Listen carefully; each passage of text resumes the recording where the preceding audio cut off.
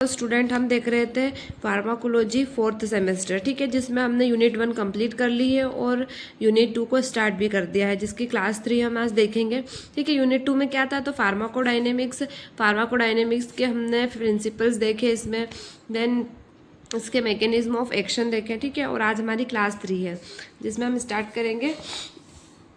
इसमें कुछ एंजाइम्स देखेंगे, आयन चैनल्स देखेंगे, ट्रांसपोर्टर देखेंगे, रिसेप्टर्स देखेंगे। ठीक है, तो ये क्या होते हैं, तो जो ड्रग है, ठीक है, जो ड्रग हम इंटेक कर रहे हैं तो वो इंटरेक्ट होंगे कुछ ड्रग्स, तो वो इंटरेक्ट किसके साथ में होंगे, तो कुछ बायोमोलिक्यूल से, प्रोटीन से, इनके साथ इंटरेक्ट होंगे एंड देन फिर क्या करेंगे, उनका रिजल्ट शो करेंगे। ठीक है, जैसे कौन से प्रोटीन हो गए, enzyme, ion channel, transporter, receptor. तो हम इनको अब इंडिविजुअली समझते हैं। तो ये क्या हो गया हमारा enzyme start.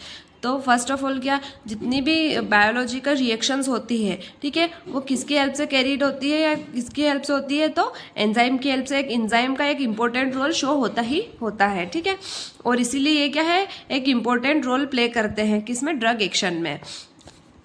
Then drug can either increase or decrease the rate of enzymatically mediated reaction। ठीक है, ये जो ड्रग है, सॉरी, ये जो एंजाइम है, ये क्या करता है, जो ड्रग की रिएक्शन है उसका जो रेट है उसको या तो इंक्रीज कर देगा या डिक्रीज कर देगा। इसका कोई पर्सनल, इसका खुद का कोई फंक्शन नहीं होता। ठीक है, इसका बस ये वर्क रहता है कि उसको रिएक्शन को इंक्रीज करना या डिक्रीज करना। ठीक है, then enzyme stimulation is relevant to some natural metabolites only. ठीक है, तो जो कुछ एंजाइम स्टिमुलेशन हो रहे हैं तो वो कुछ नेचुरल मेटाबोलाइट्स के थ्रू ही होते हैं। जैसे एग्जांपल के लिए क्या दिया, पायरिडोक्सिन कोफैक्टर के फॉर्म में वर्क करता है और क्या कर देता है, डी कार्बोक्सिलेज की एक्टिविटी को इंक्रीज कर देता है। ठीक है, जो डी कार्बोक्सिलेज ये क्या है, एक एंजाइम है। ठीक है, उसकी एक्टिविटी को कौन इंक्रीज कर रहा है, तो पेरोक्सिडाइन, सॉरी, पायरिडोक्सिन। ठीक है, देन जो कुछ सेवरल एंजाइम्स रहते हैं वो क्या करते हैं, वो स्टिमुलेट होते हैं किसकी हेल्प से, तो रिसेप्टर की हेल्प से और कुछ सेकेंडरी मैसेंजर की हेल्प से। अब रिसेप्टर क्या होता है, वैसे तो मैंने आपको पहले भी समझा दी है प्रीवियस वीडियो में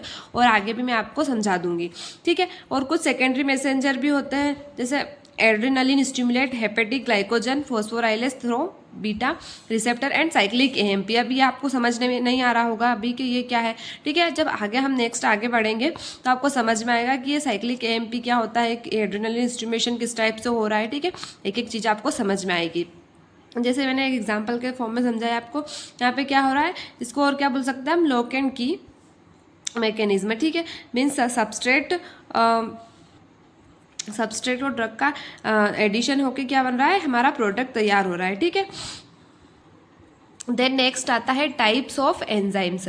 ठीक है, तो जो एंजाइम है वो 2 टाइप्स के होते हैं। फर्स्ट क्या होता है, एंजाइम इंडक्शन एंड सेकेंड क्या होता है, एंजाइम इनिबिशन। जो एंजाइम इंडक्शन, यहाँ पे क्या हो रहा है, तो जो एक्टिविटी है वो इसकी इंक्रीज हो रही है या फिर स्टिमुलेट हो रही है। ठीक है, इंडक्शन का मीन्स क्या हो रहा है कि यहाँ पे इन्हांस हो रहा है उसका एंजाइम की एक्टिविटी का। ठीक है, यहाँ पे भी वही लिखा है, इंक्रीज द एंजाइम एक्टिविटी।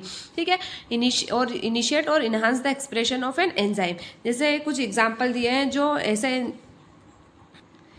ऐसे ड्रग्स जो क्या करते हैं, एंजाइम को इंड्यूस कर देते हैं। ठीक है, जैसे क्या हो गया, बार्बिचुरेट्स हो गया, कार्बामाजेपाइन हो गया, सिगरेट स्मोक हो गया, इथेनॉल हो गया, फेनेटोइन हो गया, रिफाम्सिन हो गया। ठीक है, तो ये कैसे ड्रग्स किस कैटेगरी में आते हैं, तो एंजाइम इंड्यूसर की कैटेगरी में आते हैं। ठीक है, जैसे एक एग्जाम्पल दिया, जैसे बार्बिचुरेट्स का ही, फिनोबार्बिटोल क्या करता है, इंक्रीज कर देता है मेटाबॉलिक रेट की। ठीक है, मीन्स ये क्या करता है, जो P450 एंजाइम है उसको क्या करता है, उसको इंडक्शन कर देता है। मीन्स उसकी जो रेट है, जो उसका फंक्शन है, उसकी जो एंजाइमेटिक रेट है उसको इंक्रीज कर देता है। ठीक है, मीन्स जो उसकी एंजाइमेटिक एक्टिविटी है उसको इंक्रीज कर देता है कौन, फिनोबार्बिटोल। ठीक है, जिससे क्या होता है, तो जो मेटाबॉलिज्म है वो इंक्रीज हो जाता है। इस टाइप से ये क्या करता है, एक एंजाइम इंडक्शन की तरह हेल्प करता है।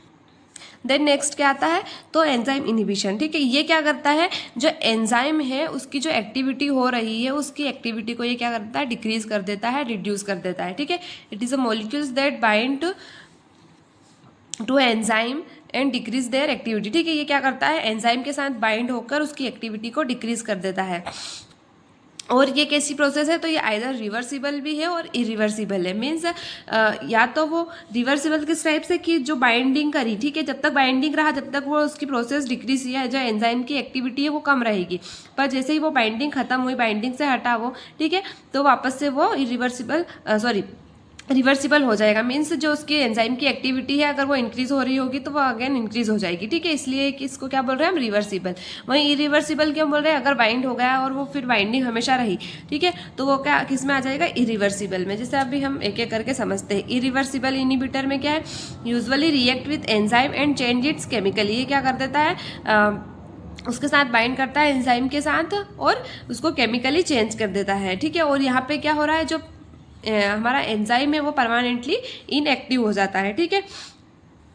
क्यों इनएक्टिव हो जाता है, क्योंकि ये क्या है, इरिवर्सिबल है। देन रिवर्सिबल में क्या होता है, bind non covalently with enzyme, ठीक है, नॉन कोवेलेंटली इसमें बाइंडिंग होती है। तो यहाँ पे क्या होती है, जो इनिबिशन हो रहा है वो कैसा हो सकता है, रिवर्स भी हो सकता है। मीन्स अगर वो जो बाइंडिंग है वो रिमूव हो गई, देन अगेन फिर जो एंजाइम है वो नॉर्मल वर्क करेगा। Then reversible inhibitor again 2 types के होते हैं। जैसे फर्स्ट क्या है, कॉम्पिटेटिव, एंड सेकेंड क्या है, नॉन कॉम्पिटेटिव। अब इनको हम देखते हैं।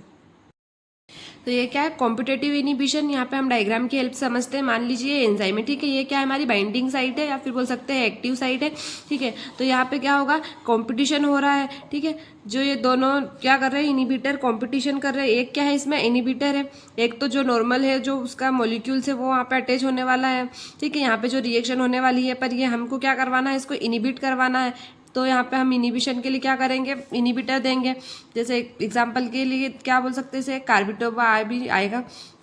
तो यहाँ पे क्या होगा, जो अगर मान लीजिए हमारा जो इनिबिटर है वो जीत गया, ठीक है, उसने बाइंडिंग कर दी, तो ये जो है हमारी जो एंजाइमेटिक रिएक्शन है वो क्या हो जाएगी, इनिबिटर हो जाएगी, ठीक है।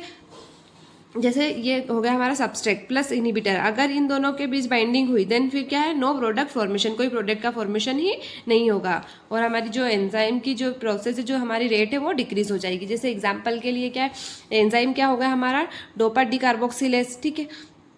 जैसे डोपा डी कार्बोक्सिलेज क्या हो गया यहाँ पे, ये एंजाइम, ठीक है, ये क्या हो गया हमारा, डोपा डी कार्बोक्सिलेज। देन फिर इंडोजीनियस सबस्ट्रेट है हमारा लेवोडोपा, ठीक है।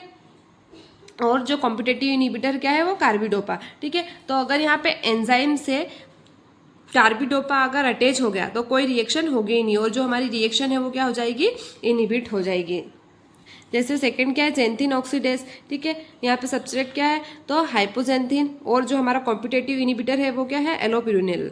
देन कोलिनेस्टेरेज, देन जो सबस्ट्रेट क्या है इसमें, एसिटल कोलिन, और जो कॉम्पिटेटिव इनिबिटर है वो क्या है, तो फाइजोस्टिग्माइन एंड नियोस्टिग्माइन, ठीक है। देन नेक्स्ट क्या आता है अब हमारा, नॉन कॉम्पिटेटिव इनिबिशन। मीन्स यहाँ पे क्या हो रहा है, कोई कंपटीशन नहीं हो रहा।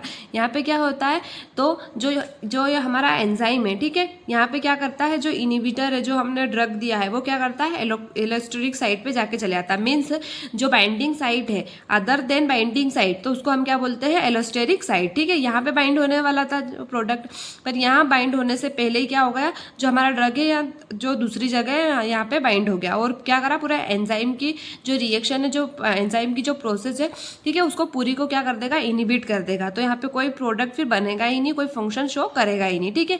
जो अदर देन बाइंडिंग साइट, उसको हम क्या बोल रहे हैं, एलोस्टेरिक साइट, ठीक है। यहाँ पे क्या हो रहा है, तो inhibitor bind to the enzyme at a site other than the active site and cause inhibition, ठीक है। In which change the structure and shape of enzyme. यहाँ पे क्या हो गया, इसका स्ट्रक्चर ही चेंज कर दिया एंजाइम का, और जब स्ट्रक्चर ही चेंज हो गया एंजाइम का, तो जो बाइंडिंग होने वाली है, अगर उसका बाइंडिंग जो स्ट्रक्चर चेंज हो गया तो बाइंडिंग हो ही नहीं पाएगी। इसीलिए इसको क्या बोलते हैं हम, नॉन कॉम्पिटेटिव इनिबिशन। तो ये क्या था हमारा एंजाइम का पार्ट। देन नेक्स्ट क्या है अब हमारा, आयन चैनल, ठीक है। इसको हम पहले थोड़ा सा डायग्राम से समझते हैं। तो कुछ इस टाइप से होते हैं जो आयन का चैनल है, ठीक है। यहाँ पे क्या होगा, ये आयन्स क्या हो जाएंगे, ट्रांसफर हो जाएंगे, ठीक है। जैसे एग्जाम्पल के लिए समझते हैं हम, तो जैसे सोडियम पोटेशियम पंप हो गया, तो वहाँ पे भी क्या हो रहा है, जो आयन्स है वो इधर उधर ट्रांसपोर्ट होंगे, तो इस टाइप से उनके चैनल बने हुए रहते हैं ताकि वो आसानी से आ जा सके, ठीक है। अब आयन चैनल्स को हम समझते हैं। क्या होता है ये, तो protein which act as an ion selectively channel participate in transmembrane signalling. ठीक है, यहाँ पे ऐसे प्रोटीन कैसे हो रहे हैं यहाँ पे, तो जो केवल सिलेक्टिवली क्या हो रहे हैं, पार्टिसिपेट हो रहे हैं सिलेक्टिवली, वो क्या कर सकते हैं, ट्रांसपोर्ट कर सकते हैं एक जगह से दूसरी जगह। ठीक है, then allow ion to pass through the ion channel pore. ठीक है, यहाँ पे क्या हो रहा है, केवल कुछ ही आयन जो है वो क्या कर सकते हैं, पास कर सकते हैं जो आयन्स के पोर है उनको। ठीक है, और जो ये ट्रांसपोर्टेशन होता है ये कैसा होता है, एक्सट्रीमली रैपिड होता है। ठीक है, एकदम फास्ट प्रोसेस होती है ये। Then most ion channel are highly selective in allowing only one particular type of ion to pass through the pore। ठीक है, तो यहाँ पे क्या बोल रहे हैं वो कि जो कुछ आयन्स होते हैं वो क्या होते हैं, हाईली सिलेक्टिव होते हैं, हर किसी को यहाँ पे जो ट्रांसपोर्टेशन है वो नहीं हो सकता। ठीक है, और जो ये ट्रांसपोर्टेशन हो रहा है, ठीक है, तो यहाँ पे क्या हो रहा है कि जो ये आयन का ट्रांसपोर्टेशन हो रहा है, सॉरी ट्रांसपोर्टेशन हो रहा है, तो वो क्या हो रहा है कि एक गेट के थ्रू हो रहा है। ठीक है, यहाँ पे ओपन भी हो रहा है, वो क्लोज भी हो रहा है। ठीक है, इसलिए इसको क्या बोल रहे हैं हम, गेटेड बोल रहे हैं, क्योंकि वो क्लोज भी होगा और फिर वो क्या होगा, ओपन भी होगा। ठीक है,